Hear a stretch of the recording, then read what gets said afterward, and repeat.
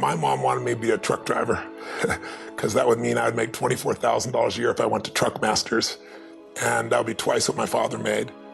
And she thought that would happen, but something inside of me said, I don't want to drive a truck. There's something else that matters more to me, and I decided I was not gonna go for money instead of passion. And the rewards have been pretty amazingly better than being a truck driver. It's not bad being a truck driver, it's just not what I was after. And I look back, and one of the things that helped me was my original teacher, Jim Rohn, who was a personal development speaker I went to hear when I was 17.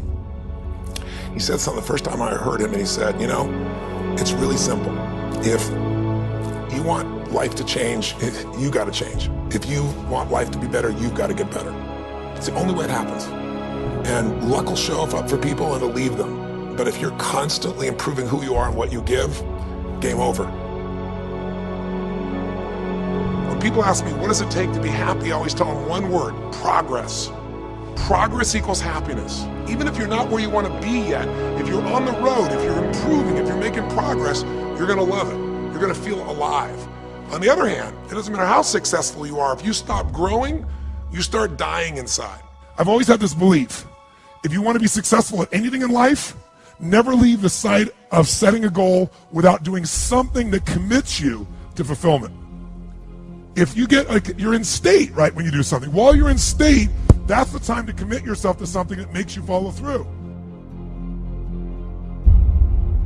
So I'd call somebody up, I'd schedule something, I'd lock in the next meeting, I'd sign up for the class, I'd enroll the guy who was gonna mentor me, I'd set the meeting with a mastermind of people I met. I did something so that whatever I committed to, there was something when I went home that would pull me there. It's structure.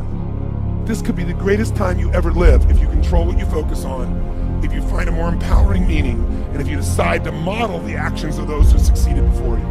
It can be the best financial time, the best emotional time, the best spiritual time of your life, but you better take control of your state. And if you think you're gonna do it just by today, you're wrong. You're gonna need to get yourself some rituals. Right now, every one of you in this room is controlled by your rituals. I don't just mean this one, I mean every morning you get up. I know your body, I can look at your body right now, and I can guess your rituals. Some of you, your rituals to work out 5 times a week, I can see it clearly. 4 to 6 times a week, it's obvious. Because you couldn't look like that if you didn't do that. Some form of workout, I don't care if it's walking, lifting, whatever. Some of you, it's obvious that lifting weights is part of it. You can see by that man's muscles. I know what his rituals are, because your life comes from your rituals. And if you don't develop the ritual, you're kidding yourself. How many agree with me on this? Raise your hand and say, I. And there are rituals that put you in state, and there are rituals that take you out of state. But if you've got what you know, that focus, the target, and you got the toolbox, and you're still not getting what you want, it's because you got inner conflicts. That's the third pillar. You've got to resolve your inner conflicts. Because that, as I try to explain to you, 80% of success in anything is your psychology, and 20% is the mechanics. So those inner conflicts are when you take 2 steps forward, you pull 3 steps back.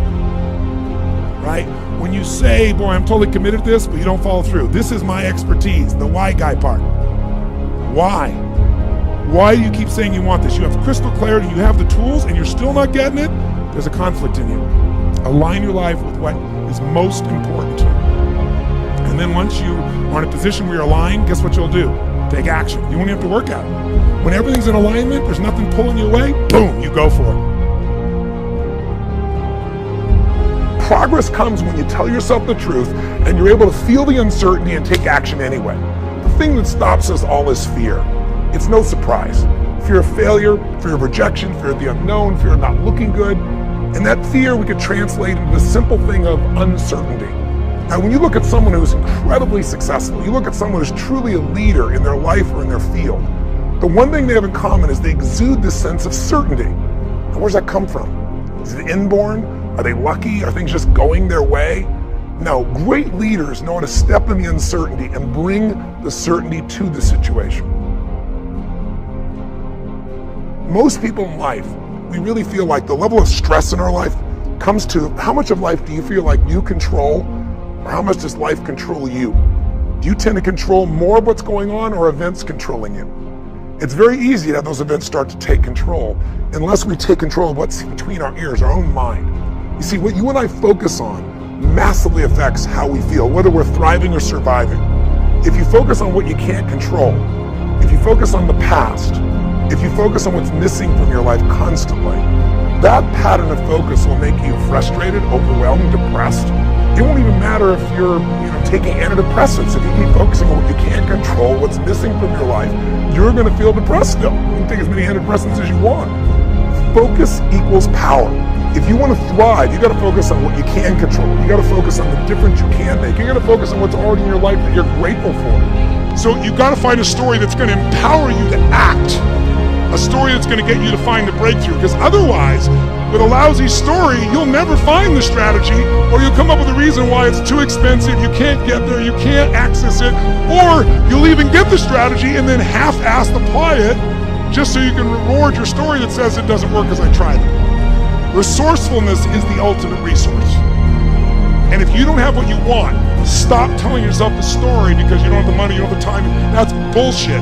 It's because you haven't committed yourself where you would burn your boats. If you want to take the fucking island, burn your fucking boats. And you will take the island because people, when they're going to either die or succeed, tend to succeed.